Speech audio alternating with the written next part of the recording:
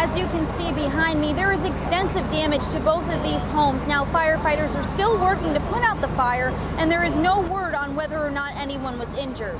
The SWAT team has been surrounding a neighborhood home for over 3 hours after police say they heard possible gunshots over the emergency dispatch. Belenda will finish up his last training session at Seneca Niagara Casino Tuesday afternoon. The pier that you see behind me is more than 100 years old. Now, part of it had to be closed down in 2010 due to structural damage from severe weather conditions. Our four-legged friends may get the protection they need thanks to a proposed legislation that would create a statewide animal abuse registry.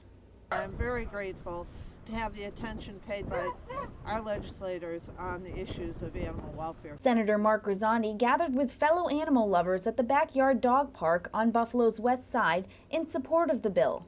If passed, the bill would require any adult convicted of animal abuse to be placed in an animal abuse registry. This law would prohibit animal abusers from owning any animal as long as they are required to register on the animal abuse registry. Shelters and pet stores would be required to check the registry before selling an animal. Any animal abuser who fails to comply with the registration requirements would be charged with a felony.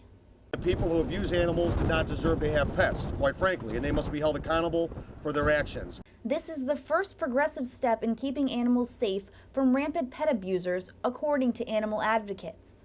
People will always go after the underdog, the helpless in society, and our animals, unfortunately, our companion animals are the first. Those are usually the first to suffer. The senator says the new bill could also help state taxpayers financially. Animals that are abused, they have to be rehabilitated at the cost of taxpayers. So if animals are not being abused, our tax dollars are not being spent on rehabilitation. Senator Grisanti hopes to have the bill passed by the end of the year. Reporting in Buffalo, Kimberly Snickles, YNN.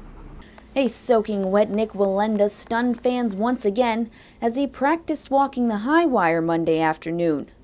This time, while being sprayed with water. A fire truck and airboat were present to help Belenda get a feel of the extreme conditions he will face when crossing Niagara Falls. Belenda says that he felt more comfortable walking with the wind and water than without it. I mean, honestly, it sounds crazy, but I felt better in that than I did without it. The part where he was getting totally drenched with water was impressive. You could barely see him through the mist at times. I didn't think he would be able to do it with all the pressure of the water and everything, but he was really great. This is Belenda's second to last practice in the falls before the daring June 15th walk. But he says he's more prepared now than ever. Every step builds more and more confidence, and the more I'm on that wire, the better I feel. And even with the wind and the rain, I was laughing while it was happening because it just felt so comfortable. Belenda will finish up his last training session at Seneca Niagara Casino Tuesday afternoon.